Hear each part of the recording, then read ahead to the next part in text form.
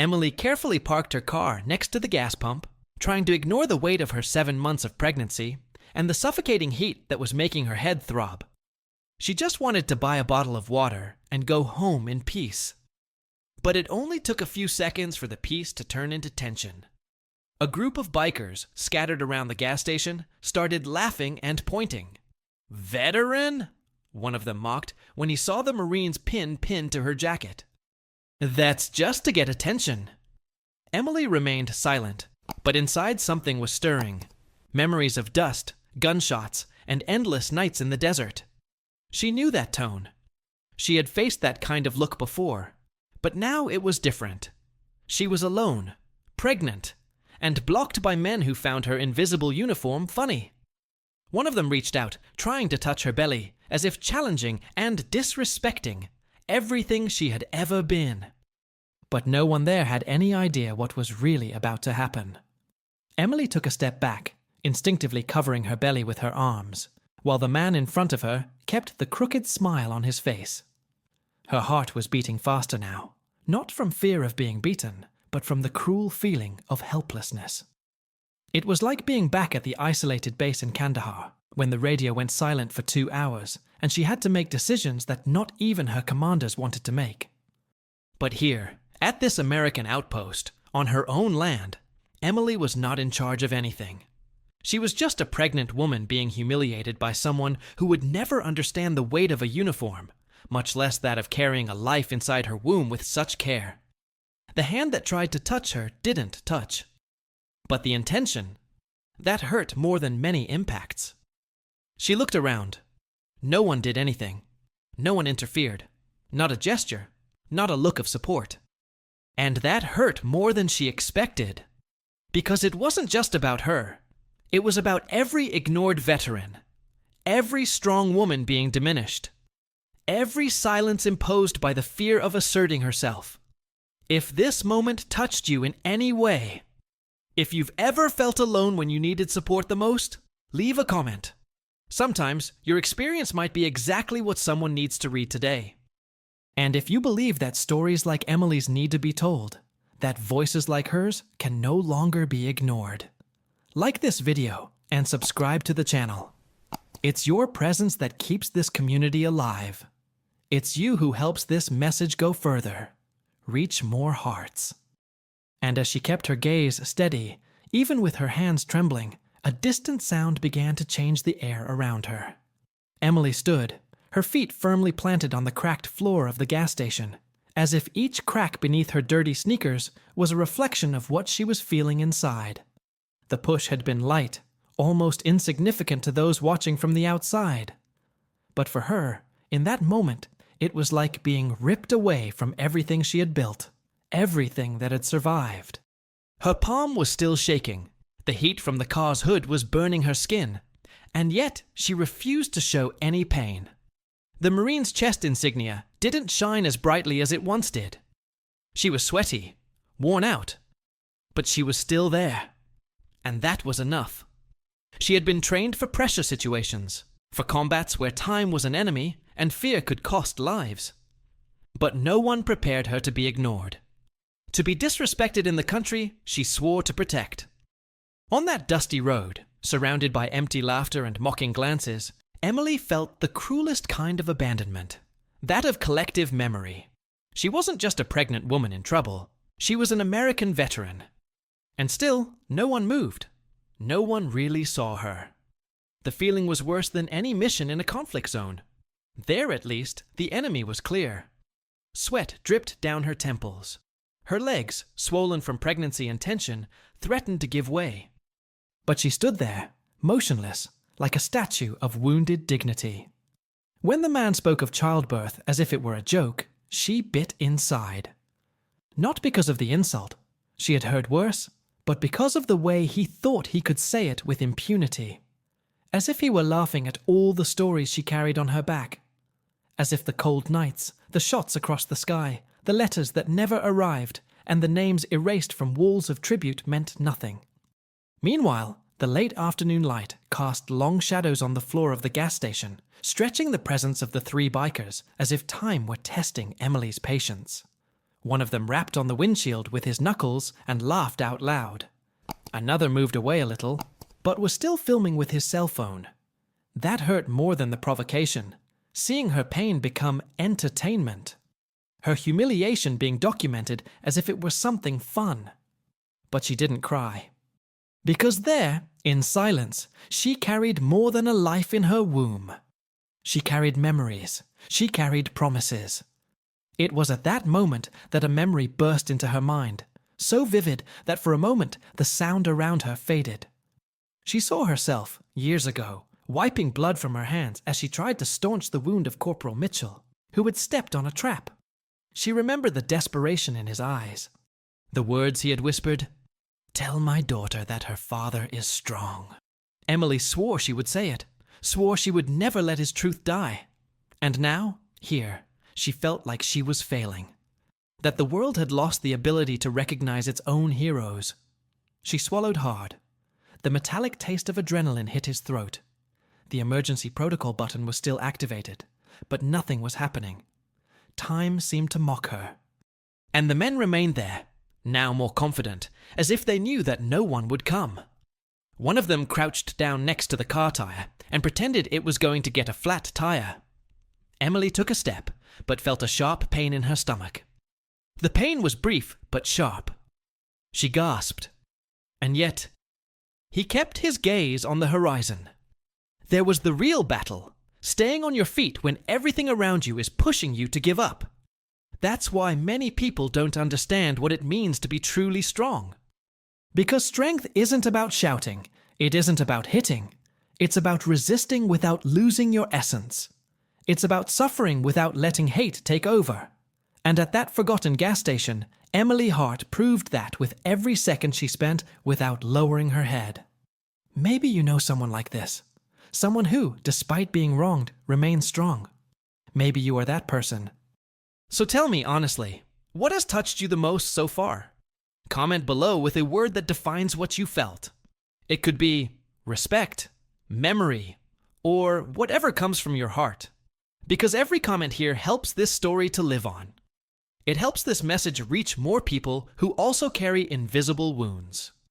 As the men's laughter still echoed, something, finally, changed in the air. A distant, low noise, almost imperceptible at first, began to emerge from the end of the road. It wasn't the noise of ordinary cars. It was a familiar sound. A sound Emily hadn't heard in a long time, but never forgot. And that's when time seemed to slow down. The wind changed direction. The bikers' faces lost some of their mockery. And Emily's gaze gained another glow. Because even without saying anything, she knew exactly what was about to happen. Write in the comments, "I saw that strength too." And stay with me. Because what comes next changes everything. Emily remained still, but inside, everything in her screamed. The sound of laughter was muffled by the distant sound that was now approaching. A sound that mixed memory with hope. But in that moment, before any change, all she felt was the weight of the past pulsing inside her. Her face was hot, wet with tears that insisted on falling even against her will. Her breath became shorter, and each time she took in air, it brought with it a bitter taste of injustice, of tiredness, of abandonment. The flash of memory was cruelly vivid. They were on patrol, south of Lashkar Gah. Mitchell in front, always smiling, and Clark right behind, joking about the heat. It was a matter of seconds. An explosion. The world turned to dust. Screams. And then, silence. Emily tried to drag them away, tried to stop the bleeding with her hands, but she knew she was losing. He felt his legs go weak and his soul leaving. When it was all over, only she came back alive. Only she can tell. But no one ever asked how it was. They only praised the medal, never the scar. And now, in that dirty gas station, in the middle of nowhere, Emily felt the scar burning again. The pushing, the insults, the indifference. All of this tore again the fabric of dignity that she had sewn with so much effort over the years. The baby moved inside her, and she instinctively pressed her belly with her hands. I didn't want to cry. I didn't want to give in. But the fear, that fear so familiar from his days in uniform, was there. But now he had another face. The cold face of someone who had never set foot on a battlefield, but still felt he had the right to judge someone who had given everything for this land. One of the bikers kicked the underside of the car, laughing loudly, as if it were some kind of joke. Emily looked around. No one. Not a gas station attendant. Not a single sympathetic glance. Just cell phones filming. As if her pain were a spectacle. It affected her in a different way. It wasn't just about her anymore. It was about the kind of country they were building. About the kind of mentality that was spreading. The kind of mockery of other people's pain. The kind of disdain for those who carry the burden that few would dare to shoulder. She ran her hand over her jacket. She touched the brooch. Her fingers glided over the worn metal, feeling every groove. It was the same one she had worn at the farewell ceremony when she had taken off her uniform. She remembered her father squeezing her hand with pride, her mother trying to hold back her tears. And now, here, it seemed like none of that mattered. It was as if all the years of sacrifice had been buried under the weight of the ignorance and arrogance of three strangers. The sound on the horizon grew closer, deeper, more real. But the minutes still dragged on like hours. Emily closed her eyes. She needed to maintain control, but her body no longer obeyed as it had before. The contractions came in waves. They weren't labor, she knew. They were tension, overload. And yet, she wouldn't let herself give in, because there was something bigger at stake. Her name, her story, her silent mission to show that not every hero needs to speak out. They just have to resist. The noise that was once a noise now took shape. The bikers started looking at each other. One of them stopped filming. The other frowned. The last one lit a cigarette with hands that suddenly didn't seem so steady. Emily still wasn't smiling, but something in her posture said she knew. I knew that moment was about to change everything. But it wasn't about revenge. It was about justice, about balance, about showing that some lines don't cross without consequences. She clenched her fist. Not out of anger, but out of survival. Because every minute she stood there was a battle within a battle. The fear of losing the baby, the anguish of being forgotten, the frustration of being treated like a burden, when in fact she was a pillar. Pillars hold. Pillars hold. But even they crack. And that's where what no one saw comes in. The behind-the-scenes story of that silent woman. The truth hidden behind the military pin. The transformation that war left in her. Emily was not just a veteran. She was a living story of overcoming, of difficult decisions, of silent courage. And even at the limit of pain, she chose to stay. Write it down. This is real resistance. And hold on to that thought, because the road still holds revelations that will change everything. The wind stirred up dust on the cracked floor of the post, as if even the earth itself was restless. Emily was still motionless, her spine straight and her gaze fixed on a fixed point ahead. Not because she didn't feel, but because if she allowed herself to feel at that moment, she might not be able to handle it. The men laughed again, now further away, as if they believed they had won. One of them kicked a small stone towards the car tire. Another pointed and mocked. Look there, a toy soldier. Doesn't even know how to protect himself. She didn't answer. And that silence hurt more than a scream, because it was a silence filled with everything she couldn't say. Of all the battles he fought and no one saw, all the times you had to hold yourself back from breaking inside, she wanted to scream. I wanted to say how unfair that was. But he knew that if he shouted, they would turn their backs. And the truth is that the world rarely listens to those who speak from pain. It prefers those who speak from spectacle. She looked around again. There was no help. There was no indignation. Only indifference. A man drinking coffee inside the convenience store saw her through the window, but went back to looking at his phone. A couple filling up on the other side of the patio muttered something to each other and lowered their heads. As if her presence was uncomfortable, as if she deserved that kind of contempt.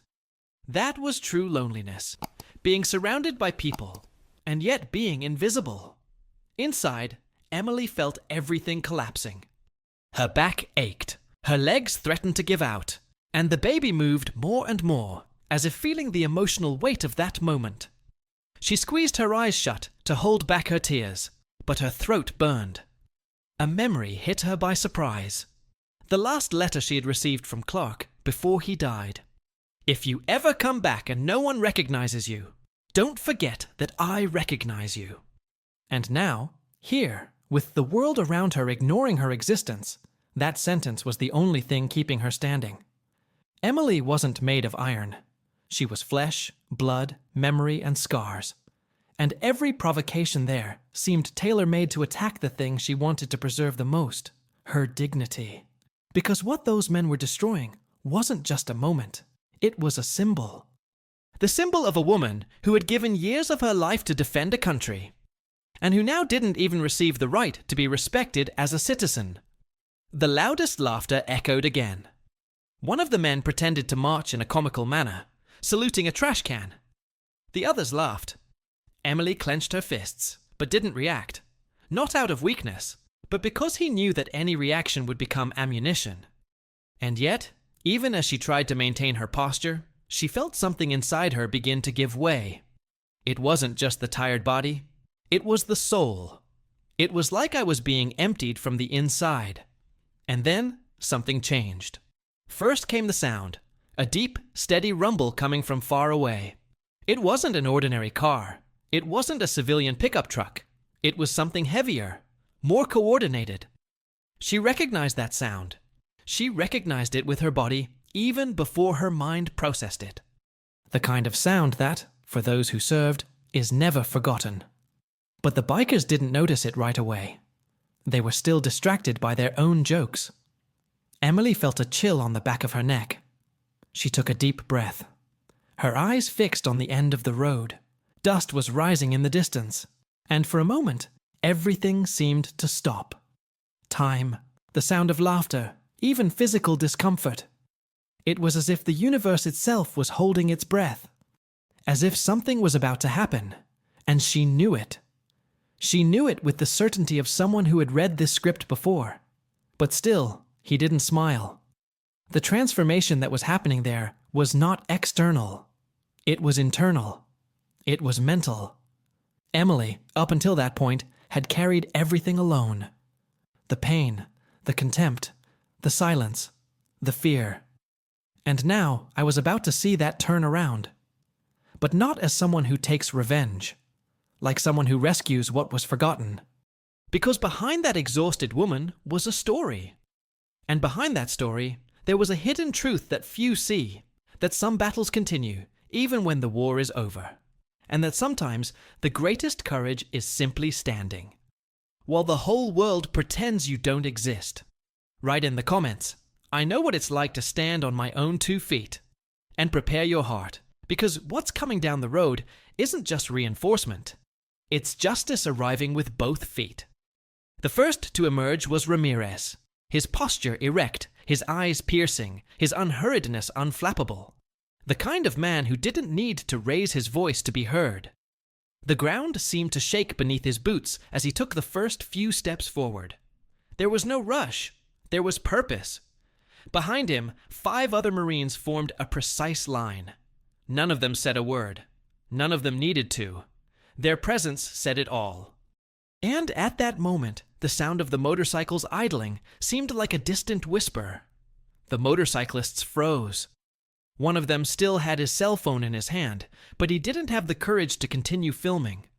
The other stepped back without realizing it, as if his own body understood what his brain was still trying to deny.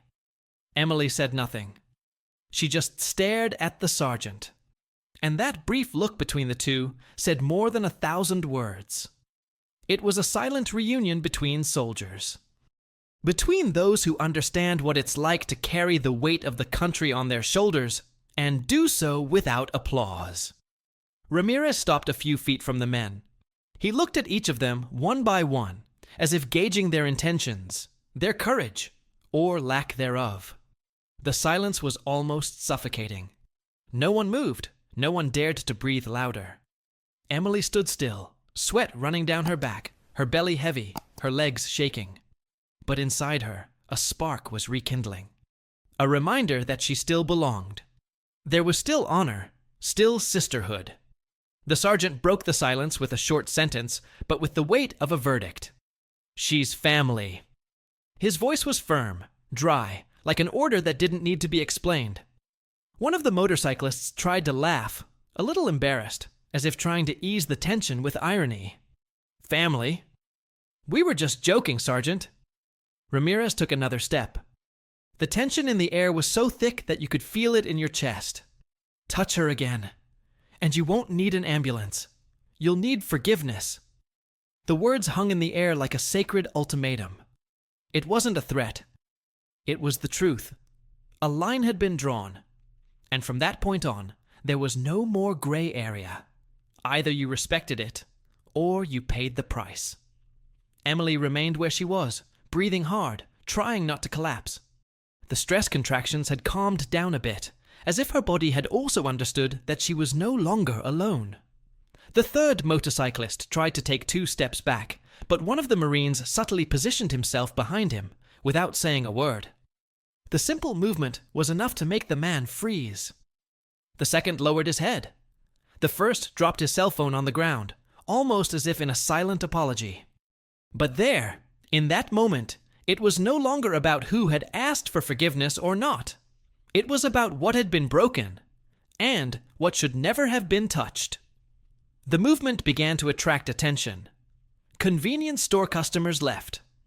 A gentleman in an old-fashioned cap watched with his hand on his chest. A woman on the phone, who had previously hurried past, now stopped with tears in her eyes. It wasn't just the presence of the Marines. It was the symbolic weight of it. It was as if, for a few minutes, that entire little town was forced to remember that respect does not retire, that the service provided does not expire. Emily, still without saying anything, wiped her face with the back of her hand. Her eyes were red, not just from the heat, but from everything she had held in, everything she had felt, everything she had been forced to swallow, until now. Because there, before the silent authority of men who understood her pain without her having to explain it, something inside her was healed. Not the trauma. That would still take time. But the certainty that there was still room for justice, for truth, for loyalty. She walked slowly toward the sergeant, her steps dragging, but her head held high. Ramirez reached out to hold her arm, as gently as someone holding a sacred flag. And in that touch, she felt everything. The respect she had not received at the hospital, the dignity they had tried to take away at that post, the pride she had almost lost. It all came back. With a simple gesture, a look, a presence. The bikers were not touched. They didn't need to be. They were overcome by what they would never have. Genuine respect. The uniform was no longer on Emily's body, but it was alive in her soul. And now, anyone who could see her could see. The station was silent. A reverent silence. Almost ceremonial. And little by little, cell phones began to film. Not for sensationalism, but for testimony. Testimony that there is still room for honor in the world. That even behind the scenes of everyday life, there are stories that transform, that become a beacon, that remind the country that not every uniform is visible, and not every hero shouts. Comment here. There are things that cannot be taught. They must be honored. Because what this scene triggered will still echo for a long time. Emily held the car door handle with one hand and rested the other on the window, as if she needed a second to absorb everything that was happening. Her eyes were fixed on the reflection, not her own, but on the 6 men in formation in the background, standing like sentries in civilian territory. For a moment, she saw herself as she had been before. Firm, confident, trained, invincible. But she also saw herself as she was now, bruised, swollen, tired, and yet whole again. Sergeant Ramirez approached again, his step slow this time. There was no rush. There was reverence, He took a small cloth from his pocket, a moss-green handkerchief scarred from years of use, and handed it to her. Emily hesitated for a second, then took it. It was the handkerchief he used on medevac missions. She recognized it instantly. It had wiped away sweat, blood, dust, and tears. And now it was wiping her face. Ramirez said nothing, but Emily understood everything. In that simple gesture was the story. The invisible frame of the bond between soldiers. The kind of bond that needs no words because it is born in the crossfire of life. And remains, even when all others disappear. The bikers were told to stand down. None of them argued. None dared to provoke. One of them dropped his helmet to the ground, shaking so hard. The sound of the impact reverberated as a reminder that sometimes authority doesn't need to be touched to be felt. As Emily climbed into the car, a small group of people began to approach. Not with cheers or applause, but with respect. A white-bearded gentleman who had previously only watched from afar slowly removed his cap and gave a subtle nod. Emily returned his gaze with teary eyes. That was enough. It was more than 1,000 speeches. She started the engine, but didn't leave immediately. She kept her hand on the steering wheel, looking in the rearview mirror. The Marines were there, still motionless, guarding her departure. A gesture that seemed small, but to her it meant reparation. Her body still ached. The fear was still there, hidden somewhere in her chest. But there was something different now. A clarity. A quiet strength, as if something had been restored inside. And that restoration didn't come from applause, but from truth. From belonging. From knowing that, despite everything, she was still seen. She was still protected. She was still recognized. The gas station, minutes before the scene of disrespect and cowardly silence, was now the scene of a moral turning point. A turnaround that didn't scream, but taught. That did not humiliate, but corrected. Who didn't need revenge, just presence. The right presence at the right time. Emily rolled her neck slowly, releasing the tension. The baby was still moving, as if he had felt the emotional shift too. And there, between the roar of the engine and the silence of redemption, she felt something settle inside her. As if the whole journey had been worth it. Not for what she had lived, but for what she had survived. And for everything he would still come to teach. Write it down. It gave me hope again. Because sometimes, a simple gesture of respect changes everything. And there's more to the story. That morning, when Emily woke up to the sound of her phone's notifications buzzing nonstop, she had no idea how big it had gotten. Still in her pajamas, sitting on the edge of her bed, with one hand on her belly, and the other trying to process what she was seeing on the screen, she realized something bigger than her own pain was now in motion. The video made by one of her clients, the same one who had done nothing before, had spread like wildfire. News sites, veteran support groups, military moms' pages, profiles of ordinary people. Everyone was sharing it, commenting, reacting, but not with fury or spectacle. With reverence, with respect. Her words did not appear in the video. It wasn't even necessary. The image spoke to itself. The pregnant woman, silent, surrounded by cruel laughter, stood her ground until the HMMWVs appeared on the horizon, in response to an injustice that so many recognized as their own. And that was what touched me most. Not the drama, but the truth hidden in the details. The kind of truth that resonates with anyone who has experienced the pain of being ignored. The weight of being undervalued. The impact of being silenced. One message caught Emily's attention among the dozens that arrived. It was from a young man from Alabama. It never worked. He never met anyone from the Navy. But he wrote like this: "You taught me more about courage in 40 seconds than all the war movies combined." Emily stopped. She took a deep breath. That was the real meaning of it all. It wasn't revenge. It was legacy. Amid the flood of reactions, an unexpected message also arrived. From Commander Weathers, the one who had led Emily's last company years ago, but whom she hadn't spoken to since her medical discharge. He sent just one line, dry as always. "Heart, pride is not enough." And there, alone in the kitchen, she cried for the first time since that day at the clinic. It wasn't a cry of pain.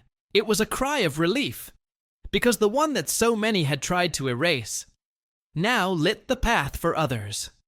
Her belly moved, and she stroked it tenderly. "You'll hear this story one day," she whispered, "and you'll know that your mother didn't bow her head."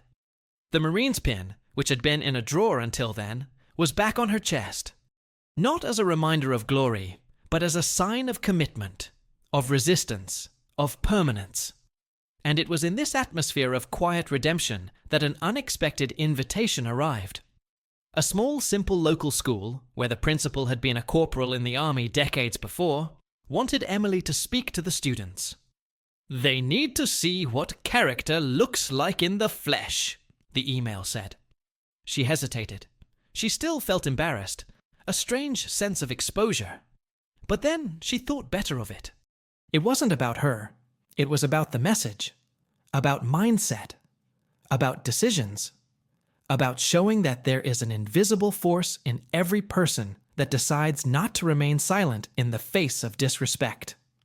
On the morning of the visit, Emily walked into the school with a firm step.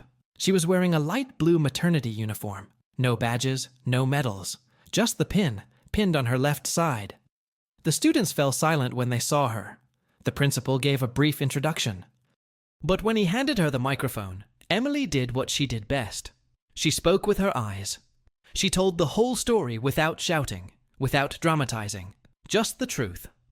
At the end, an 8-year-old girl approached, holding a folded piece of paper. "For you," she said softly. Inside was a drawing, a woman with a big belly, a car, and behind her, 6 soldiers standing. And at the top of the paper, written in childish letters, the sentence, "Thank you for not giving up." Emily kept that paper as if it were a war medal. Because that day, you realized that the most powerful transformation doesn't happen on the battlefield. It happens when a story touches the right heart, and changes someone's route, and forms a new idea, a new stance, a new courage. Write it down. Honor is resistance that educates. Because sometimes all we need is someone to remind us of this with a simple gesture of permanence. If you've made it this far, it's because this story spoke to something deep inside you. And perhaps, like Emily, you've also felt the weight of carrying something alone. Stories like these aren't just meant to move you. They're meant to remind you that silent courage can also transform the world around us. If this content made sense to you, leave a comment. I felt that too, in the comments, just so I know you were with me until the end. And if you want to continue receiving stories that touch, inspire, and show the hidden side of human strength, subscribe to the channel. Here, each video is a reminder that there are still values that do not bend. Oh, and leave a like on this video if this connection really happened. This helps this type of message get where it needs to. There is a video here on the side that complements everything we have experienced together now. Click and continue with me there. The next story also has something that may be for you.